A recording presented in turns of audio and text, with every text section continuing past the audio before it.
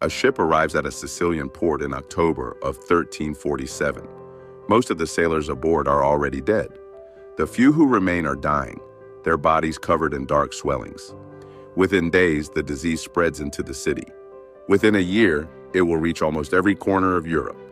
By the time it is finished, the Black Death will have killed somewhere between a third and half of the entire population of the continent. Whole villages will disappear. Families will vanish in a matter of weeks.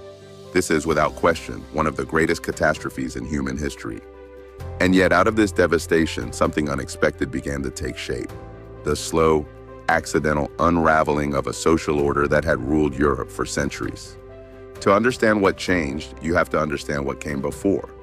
For hundreds of years, most of Europe operated under a rigid system historians call feudalism. At the top, kings. Below them, nobles who controlled the land. And at the bottom, peasants, many of them serfs, legally bound to the land they worked, generation after generation, with almost no ability to leave, negotiate, or improve their circumstances. This was not a temporary arrangement. It was the assumed, permanent shape of society. A serf's grandfather had worked this land. So would his children. So presumably would theirs. Then the dying began. When a plague kills a third of a population, the effects rippled through every part of daily life. But one of the most immediate effects was brutally simple. There were no longer enough people left to work the land. If the disease struck a manor in summer, there were not enough hands left to bring in the harvest in autumn. If it struck in winter, there was no one left to plant in spring. For the first time in living memory, labor itself became scarce. And scarcity changes the rules of every negotiation. Peasants who had spent their entire lives bound to one estate suddenly discovered something extraordinary. If their lord would not pay them fairly or treat them decently, there was another lord down the road who would. The land itself had not become more valuable. The opposite happened. With so many dead, there was now more land than people to farm it. What had become valuable, scarce, and suddenly powerful was a living, breathing worker. The aristocracy did not surrender this old order quietly.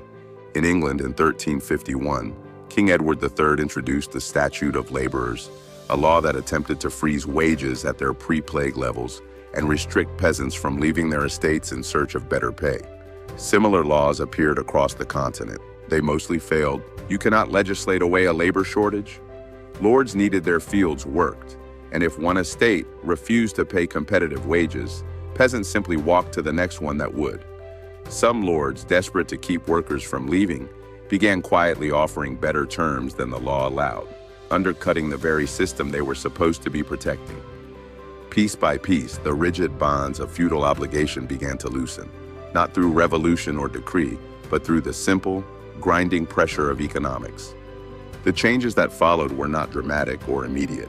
They unfolded over decades. Wages for surviving laborers rose.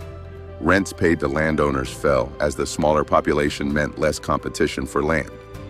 Some peasants began acquiring small plots of their own, growing crops not just to survive, but to sell at market for profit, something close to entirely foreign to the world before the plague. Marginal farmland, once desperately needed to feed a much larger population, was abandoned. Forests crept back across fields that had been cleared for generations. Farming itself shifted in some regions, away from labor-intensive grain production and toward raising livestock, which required far fewer hands to manage. And in cities which had lost workers just as the countryside had, a similar dynamic played out. Skilled labor became valuable. Guilds gained leverage. Urban populations, hungry for workers, became magnets for peasants, leaving behind the increasingly unstable terms of rural feudal life. The labor shortage did something else too, something almost nobody at the time could have predicted. When human labor becomes expensive and scarce, there is suddenly a powerful incentive to find ways around needing as much of it. In the decades following the plague, improvements appeared in watermills, windmills, and heavier, more efficient plows, tools that let fewer hands accomplish more work. Some historians go further and argue that this same pressure helped set the stage for one of the most consequential inventions in human history, the printing press.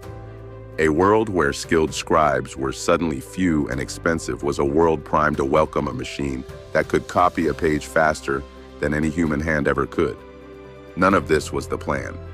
No one designed the Black Death to modernize Europe's economy. But scarcity has a way of forcing innovation that comfort never does.